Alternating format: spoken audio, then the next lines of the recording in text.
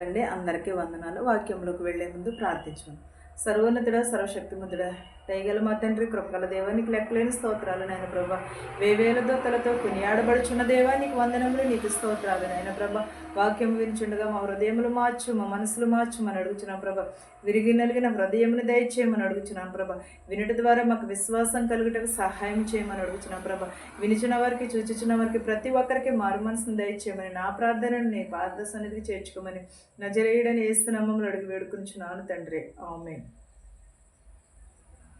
ఎఫెసీయులకు రాసిన పత్రిక రెండో అధ్యాయము 14 నుంచి చూద్దామండి. ఆయన మన సమాధానమై ఉండియు మీకును మాకును ఉండిన ద్వేషమును అనగా విధి రూపమైన ఆజ్ఞల గల ధర్మశాస్త్రమును తన శరీరమందు కొట్టివేయుట చేత మధ్య గోడలను పడగొట్టి మన ఉభయులను ఏకము చేశాను. ఎలాగో ఆయన మన సమాధానమై ఉండుడని అంటున్నాడు. మనం ఎలా అయితే మన తోటి వారితో మన సంస్కారం తీసుకుంటున్నామంటే, మన తోటి వారితో సమాధానం పడి ఎవరికెళ్ళి మనం సంస్కారం తీసుకుంటున్నామా? ఒకసారి ఆలోచించండి. మీకును మనకును సమాధానమును కలిగి ఉండమని అంటున్నాడు. మనలో సమాధానం లేనప్పుడు మనం ఎంత ప్రార్థన చేసినా కూడా అది వ్యర్థమే. మనం ఎంత వాక్యం చదివినాను కూడా అది వ్యర్థమే. మనం ఏం కలిగి ఉండాలి? సమాధానమును, మన తోటి వారితో సమాధానమును కలిగి ఆజ్ఞలను గైకొనమని అంటున్నాడు. మధ్య గోడలను పడగొట్టి మన ఉభయములను ఏకము చేశానని అంటున్నాడు. అంటే మనము సమాధానం అనే వాక్యమును, మనం ఆజ్ఞలను పాటిస్తే మనకి ఏమి వస్తుందంటే 15 అధ్యాయం చూద్దాం. ఇట్లు సంధి చేయుచు ఈ ఇద్దరిని తన యందు ఒక నూతన పురుషునిగా సృజించి తన సిలువను ఆ ద్వేషమును సంహరించి దాని ద్వారా వీరిద్దరిని ఏక శరీరముగా చేసి దేవునితో సమాధానపరచవలెనని ఇలాగూ చేశాను గనుక ఆయనయే మనకు సమాధానకారుడై ఉన్నాడు. ఎలా ఉన్నాడండి? ఇట్లు సంధి చేయుట ఈ ఇద్దరిని తన ఏకం. నరుడు ఒంటరిగా ఉండుట ఇష్టం లేదు కనుక వారిద్దరిని ఏకము చేసి ఏం చేయమన్నాడు? దేవుడు భూమిని నింపమని అన్నట్టు వేషధారణతో కాదు, వారి ఏక శరీరమును కలిగి ఇట్లు వారిద్దరిని సంధి చేసి తన యందు నూతన పురుషునిగా సృజించాను. ఎలాగూ నూతన పురుషుని యందు సృజించానని అంటున్నారు. తన సిలువన ఆస్వాదమును ఆద్వేషమును సంహరించి దాని ద్వారానే వీరిద్దరిని కూడా ఏక శరీరముగా చేసి దేవునితో సమాధానము పరచవలెనని అంటున్నాడు. దేవునితో నరుడు ఒంటరిగా ఉండటం మంచిది కాబట్టి వారిద్దరిని జతపరిచి మరి ఏక శరీరమును చేసి పురుషుని యందు నూతన పరిచి వారిద్దరిని కూడా ఏక శరీరముగా చేసి వారిని ఉభయము చేయమని అంటున్నాడు. 18 అధ్యాయం అండి. ఆయన ద్వారానే మనము ఉభయములను ఒక ఆత్మయందు తండ్రి సన్నిధికి చేయగలిగినై ఉన్నాము. కాబట్టి మీరు ఇక మీదట పరజనులను పరదేశులనై ఉండక పరిశుద్ధులతో ఏకపట్టణమును దేవుని ఇంటివారినై ఉన్నారు. క్రీస్తేసే ముఖ్యమైన మూలరాయి అయి ఉండగా అపోస్తుల ప్రవక్తలను వేసిన పునాది మీద మీరును కట్టబడి ఉన్నారు. ప్రతి కట్టడమును ఆయనలో చక్కగా మార్చబడి ప్రభువునందు పరిశుద్ధమైన దేవాలయమగునట్లు వృద్ధి చేయుచున్నది.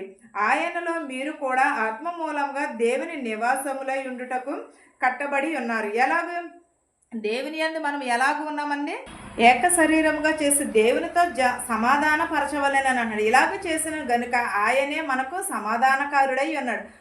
మన తోటి వారితో సమాధానము పడి ఉంటే నూతన సృష్టిని, నూతన పురుషుని, నూతన స్వభావమును, శిలువ ధ్యానమును మనం ఎరిగి ఉంటాము. మనం దేనిని కలిగి ఉండాలి? మనము సమాధానం లేకోకుండా మనము ఏది కూడా చేయలేము. ఒకవేళ సపోజు ఇద్దరు వ్యక్తులు ఉన్నారండి. ఆ వ్యక్తులు ఇద్దరు దెబ్బలాడుకునే వాళ్ళు చాలా వారావారీగా దెబ్బలాడేసి ఎవరింటికి వాళ్ళు వెళ్ళిపోయారు. ఎవరింటికి వాళ్ళకి వెళ్ళిపోయిన తర్వాత ఒకవేళ మామూలు ఉదాహరణకు చెప్తున్నా, వాళ్ళకి ఏదన్నా జరగరంది. మరి మనం వెళ్ళి మనము సమాధానం పడాలా లేదా? మనలో సమాధానం అనేది ఉంటే మనం వెళ్ళి ఏం చేయాలి, ఎలా ఉన్నామమ్మా అని ఒక్క మాట అడుగుతుందంటే వాళ్ళు ఏమవుతారు, వాళ్ళిద్దరూ స్నేహితులు అవుతారు. లేదు అని అనుకుంటే వాళ్ళు ఏమైపోతారు, ఇంకా దూరము అయిపోతూ ఉంటారు. ఇంకా వారికి ద్వేషమును కలుగుతుంది. ఇంకాను కూడా ఏం కలుగుతుందంటే వారిద్దరిని కూడా ఏం చేయాలి, ఇంకా ఇంకా కూడా దూరం పెరుగుతుంది. అదే ఒక్కసారి వెళ్ళి మాట్లాడేసుకుంటే అక్కడితో సమాధానమును కలిగి ఉంటాం. దేవుడు ఏమంటున్నాడు, సమాధానమును కలిగి ఉండమని అన్నాడు. సమాధానమును పరచమంటున్నాడు. ఒక ఇద్దరు వ్యక్తులని ఏక శరీరమును చేయమని అన్నాడు. నూతన సృష్టిని చేయమన్నాడు. నూతన పురుషుని చేయమని ఆయన అడుగుతున్నాడు. ఏక శరీరంగా చేసి దేవునితో సమాధానపరచవాలని అన్నాడు. ఇలాగ చేశాను కనుక ఆయనే మనకు సమాధానకరుడు. దేవుడు మనతో సమాధానం పరిచి ఉన్నాడు కాబట్టి మనకి ఏమై ఉన్నాడు, సమాధానకారునై ఉన్నాడు. మీరు దూరస్తులై ఉండు, మీరు సమయస్తులై ఉండు అని అంటున్నాడు. వారికి ఏమి కలగాలి, సమాధానమని సువార్తను ప్రకటించమని అంటున్నాడు. ఏ సువార్తను, సిద్ధ మనసు అనే జోడిని, సిద్ధ మనసు అనే ప్రవక్తను, సిద్ధ మనసు అనే సువార్తను ప్రకటించమని అంటున్నాడు. ఆయన ద్వారా మనము ఉభయములను ఒక ఆత్మయందును తండ్రి సన్నిధికి కలిగి ఉన్నాము. మనం ఏమి కలిగి ఉండాలి, తండ్రి సన్నిధిని కలిగి ఉండాలి. మనం ప్రవక్తలైన చేసిన పునాదిని, మనము అపోస్తులుడైన ప్రవక్తలు వేసిన పునాది మీదనే మీరు కట్టబడి ఉన్నారని అంటున్నాడు. అపోస్తులైన వేసిన పునాది మీదే మనం ఏమై ఉన్నాము, కట్టబడి ఉన్నాము. ప్రతి ఒక్క కట్టడాన్ని కూడా ఆయనలోనే చక్కగా అమర్చబడి ఉన్నాము. ప్రభువునందు పరిశుద్ధమైన దేవాలయం ఒకటకు వృద్ధి పొందుచున్నారు. ఎలాగో దేవుని యందు సువార్తను ప్రకటించుటకు నివాస స్థలమును ఆత్మ మూలముగా దేవునిని మనము ఏమి కలిగి ఉండాలి, వృద్ధి కలిగి ఉండాలి. ప్రభువునందు పరిశుద్ధమైన దేవాలయం ఒకటకు వృద్ధి కలిగి ఉండాలి.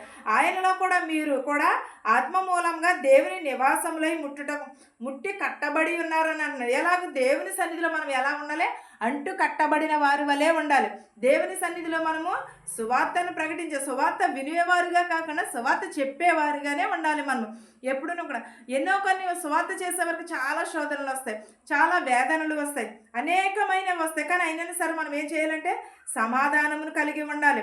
దేవుని యందు మనం ఏక శరీరమును, నూతన సృష్టిని కలిగి ఉండాలి. నూతన పురుషుని వలె మనము ఉండాలి. శిలువ ఆశీర్వాదమును కలిగి ఉండాలి. వీరందరూ కూడా సమాధానమును కలిగి ఉండాలి. మన దూరస్తులమనే కాదు, సమాధానం అనే సువార్తను మనము ప్రకటించుచు ఉండాలి. ఆత్మయందు దేవుని సన్నిధికి మనము చేరాలి. కాబట్టి మనం ఏమి కలిగి ఉండాలంటే దేవుని ఇంటి వారమునై ఉండాలి. క్రీస్తు అయిన ముఖ్యమైన మూలరాయిగా ఉండాలి. మనం ఎలా ఉండాలి, క్రీస్తు అనే బండ మీద మనము మూలరాయిగానే ఉండాలి. మనం క్రీస్తు మనలో ఉంటే ప్రతిదీ కూడా సాధ్యం. మన క్రీస్తు మనలో ఉంటే అనేకమైన ఆశీర్వాదములు పొందుకుంటాం. అనేకమైన దేవుని ఆత్మ మనలో ఉంటే ప్రతిదీ కూడా మనకి సాధ్యమవుతుంది. ఇవాళ అనుకోవచ్చు మనము దేవుడు విడిచిపెట్టేశాడు నన్ను, దేవుడు నన్ను ఏం చేశాడు అని అనుకోవచ్చు. కానీ ఏదో ఒక రోజున దేవుడు మనకి ప్రతిఫలం ఇస్తాడు. ఏదో ఒక రోజున కాదంటే మనం ఓర్పుని కలిగి ఉండాలి, సహనమును కలిగి ఉండాలి. దేవుని యందు సువార్తను విడిచిపెట్టము. ఎక్కువ సువార్త చేసేవారికి మాత్రమే శోధనలు వస్తూ ఉంటాయి, వేదనలు. సువార్త చేసేవారిని వెక్కిరిస్తూ ఉంటారు, వాళ్ళని హేళన చేస్తూ ఉంటారు. కానీ దేవుడు ఒక రోజున వాళ్ళకి తీర్పు రోజునది, వారికి ఒక రోజున కంపల్సరీ శిక్ష ఉంటుంది. ఈ రోజు బాగుండొచ్చు, రేపు బాగుండొచ్చు, కానీ ఎల్లుండి మన రోజు కాదు కదా. ఏమి జరిగినా ఎవరికి కూడా తెలియదు.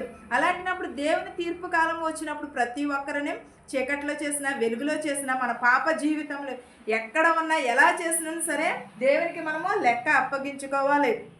ఆ సమయం ఎంతో దూరం లేదు, త్వరగానే వచ్చుచున్నది. 666 ముద్ర ఒక్కొక్క దిక్కున వేస్తూ ఉన్నారు. అలాగే ఏమో ఈరోజు అక్కడ జరిగిందని రేపు మన ఊరే రావచ్చేమో, ఎవరికి తెలుసు, ఎవరికి తెలియదు కదా ఏమి సంభవించినో ఏ నిమిషమున. అలాగే మనము మారు మనసు అనే సిద్ధ మనసు అనే వార్తను మనము ప్రకటించాలి.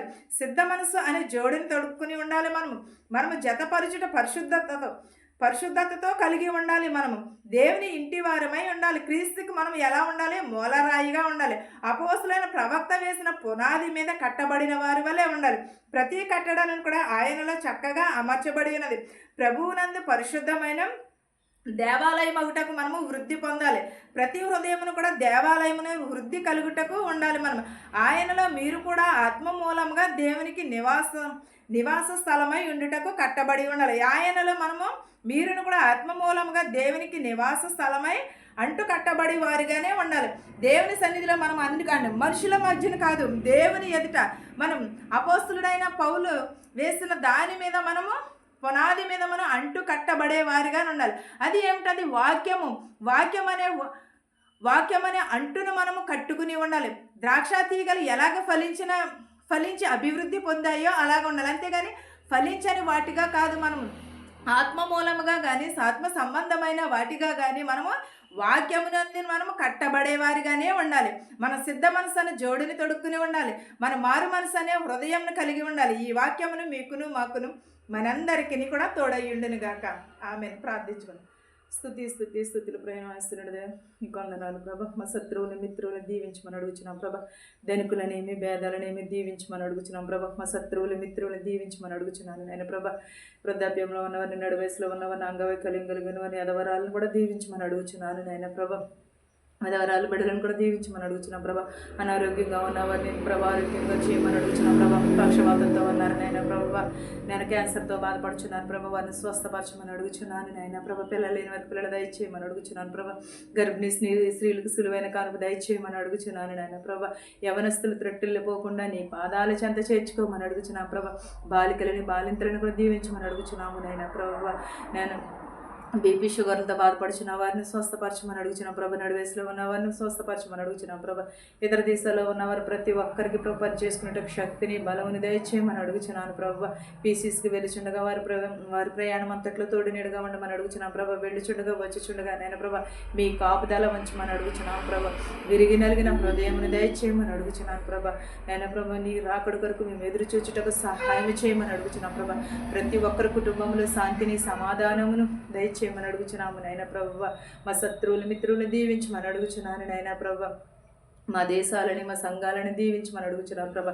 బస్సులో వెలిచిన, హెలికాప్టర్లో, ఆటోలో, ట్యాక్సీలో వెలిచిన వారి గృహాలకి సురక్షితంగా చేర్చమని అడుగుచున్నాను నాయన ప్రభా.